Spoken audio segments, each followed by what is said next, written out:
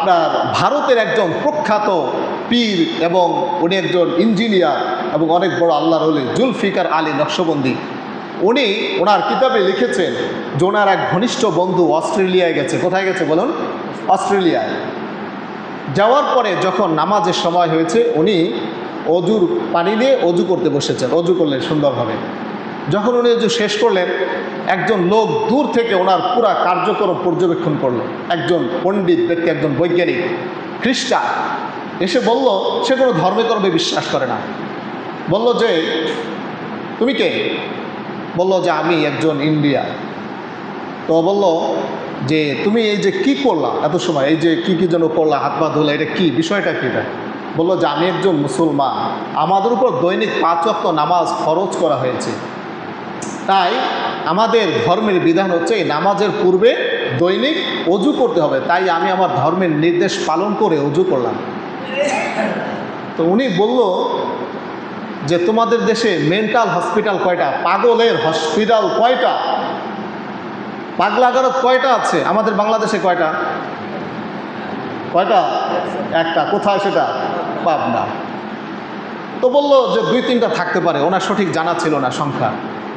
বলল যে আজকে আমি 27 বছর যাবৎ মানুষের ব্রেন নিয়ে রিসার্চ করছি, মানুষের ব্রেনকে শীতল ঠান্ডা রাখার জন্য, সুস্থ রাখার জন্য যতগুলো গবেষণা আমি পেয়েছি, যত মেডিসিন যা কিছু আছে, এর মধ্যে সবচেয়ে কার্যকরী পেয়েছি যে দৈনিক যদি মানুষ কয়েকবার তার মাথাকে এভাবে মাসাজ করে, এভাবে মোছে, আর যে ঘাড়ের শিরাগুলো আছে এগুলো যদি পানি দিয়ে ভিজে রাখে, তাহলে ওই মানুষ কোনোদিন আল্লাহ রহমতে মেন্টাল পাগল হতে পারে না। বলেন না আল্লাহু আকবার।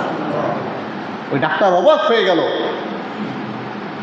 যে যখন কোনো আধুনিক বিজ্ঞানের আবিষ্কার হয়নি, মানুষ বিজ্ঞান নিয়ে ভাবতেও শুরু করেনি, সেই 1500 বছর আগে তোমাদের নবী এবং তোমাদের কোরআন এত সুন্দর একটা বিধান দিয়েছে যে দৈনিক এভাবে তোমাদের মাথাকে মাসাজ করবে, আর এই মাথা মাসাজ করার কারণে তোমাদের ব্রেন সুস্থ, শীতল, ঠান্ডা থাকবে, যার কারণে তোমরা প্রত্যেকটা কাজ সুন্দর স্বাভাবিকভাবে করতে থাকবে। বলেন না আল্লাহু আকবার।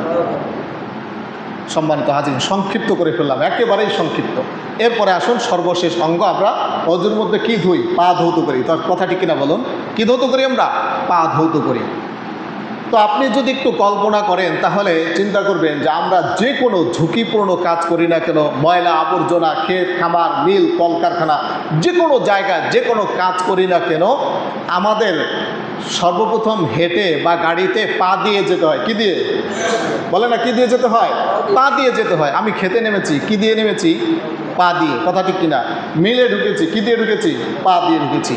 তাহলে যত ময়লা আবর্জনা এগুলো সর্বপ্রথম আমাদের সমস্ত দেহের মধ্য থেকে কোথায় আগে লাগে? পায়ে। কথা ঠিক কিনা?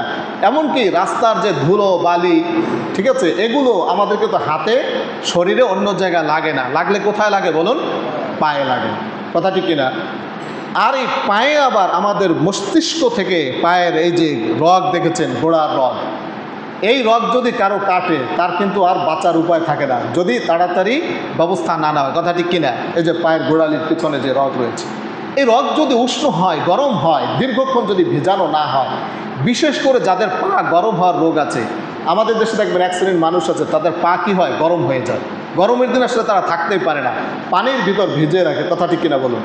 অজু করার মাধ্যমে তার এই পা গরম হওয়ার রোগ আল্লাহ সুবহানাহু ওয়া তাআলা দূর করে দেন। বলেন না সুবহানাল্লাহ। এবং তার পা থেকে নিয়ে মস্তিষ্ক পর্যন্ত যতগুলো রগ আছে, যতগুলো শিরা, উপশিরা আছে, আল্লাহ সুবহানাহু ওয়া তাআলা এগুলোকে ঠান্ডা করার ব্যবস্থা করে দেন। সুবহানাল্লাহ। তাহলে পা এটা অত্যন্ত গুরুত্বপূর্ণ একটি অঙ্গ, যেটা আমাদের 5 ওয়াক্ত নামাজে অজুর সময় আমরা ধৌত করে থাকি। কথা ঠিক কিনা? সুতরাং আসুন আমরা কোরআন সুন্নাহর আলোকে যেই অজুর বিধান আমরা শুনলাম এবং বৈজ্ঞানিক দৃষ্টিকোণ থেকে আমরা যেই অজুর বিধান শুনলাম, আমরা শুধুমাত্র মনে করি যে ইসলাম ধর্মে আসমানের উপরে আর জমিনের নিচের কথা বলে, দুনিয়ার কথা বলে না, এটা আমাদের একটা ভুল ধারণা, আমি ইতিপূর্বে আলোচনা করেছি। সুতরাং যদি আমরা অজু করি, দুনিয়াতে যেমন আমাদের আখিরাত কল্যাণ রয়েছে, তেমনিভাবে আখিরাতেও আমাদের কল্যাণ রয়েছে। একটা হাদিস বলে আমি শেষ করে দেব। আল্লাহর হাবিব বলেছেন, আন আবি হুরায়রা রাদিয়াল্লাহু তাআলা আনহু قال قال رسول الله صلى الله عليه وسلم আল্লাহর হাবিব সাল্লাল্লাহু আলাইহি ওয়াসাল্লাম বলেছেন যে যখন বান্দা অজু করে, কি করে? অজু করে, তখন আমাদের এই অজু অঙ্গ প্রত্যঙ্গগুলো নূরান্বিত হয়, গুনাহগুলো দূর হয়ে যায়। কাল হাসরের ময়দানে যখন আল্লাহ সুবহানাহু ওয়া তাআলা হিসাব নিকাশ করবেন, এই হাদিস যখন আল্লাহর হাবিব সাল্লাল্লাহু আলাইহি ওয়াসাল্লাম বললেন এবং আল্লাহ সুবহানাহু ওয়া তাআলার সাথে আল্লাহর হাবিবের কথোপকথন হলো যে হে হাবিব, আপনি কাল হাসর ময়দানে আপনার উম্মতদেরকে যত বেশি ইচ্ছা আপনি সুপারিশ করে জান্নাতে নিয়ে যাবেন। তখন আল্লাহর হাবিব সাল্লাল্লাহু আলাইহি ওয়াসাল্লাম বলেছেন, হে আল্লাহ, আমি আমার উম্মতদেরকে কিভাবে চিনব? কোটি কোটি হাজার হাজার কোটি মানুষের ভিতর থেকে আমার উম্মতদেরকে আমি কিভাবে চিহ্নিত করব? আল্লাহ সুবহানাহু ওয়া তাআলা বলেছেন, আপনার উম্মতের অজুর স্থানগুলো কাল হাসর ময়দানে নূরের আলোতে চমকাতে থাকবে, ঝলকানি দিতে থাকবে। ওই ঝলকানি দেখে আপনি আপনার উম্মতদেরকে বাছাই করে করে জান্নাতে নিয়ে যাবেন। সুবহানাল্লাহ।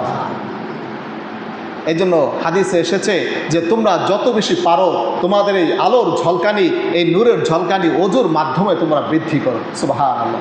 সুতরাং আসুন আমরা 5 ওয়াক্ত নামাজে সুন্নত তরিকায় অজু করে আল্লাহ সুবহানাহু ওয়া তাআলার বিধানকে বাস্তবায়ন করি। আল্লাহ সুবহানাহু ওয়া তাআলা সবাইকে তৌফিক দান করেন। আমিন।